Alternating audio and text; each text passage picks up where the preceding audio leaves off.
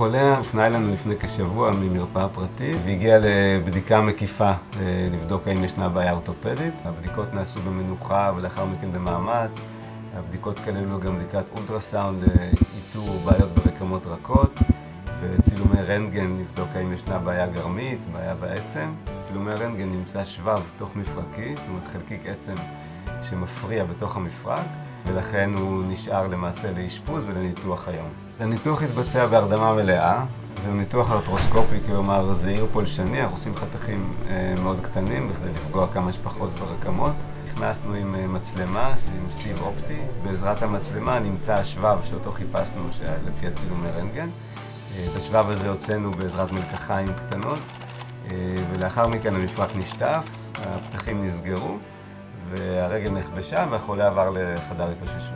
החולה הוא טיפוס ספורטיבי, זאת אומרת הפעילות הגופנית היא חלק מהאהבה היומיומי וחלק מהפרנסה והעבודה שלו, ולכן היה לנו מאוד חשוב לעזור לו במקרה הזה ולנסות להביא אותו למצב שבו הוא יכול לתפקד בתפקוד היומיומי כפי שצריך. אז כרגע אני אופטימי, מלבד השבב שהוצאנו לא היו בעיות נוספות במפרק, ועל כן אני צופה שהחולה יוכל לחזור לפעילות גופנית מלאה עם חופש תנועה מלא של המפרק.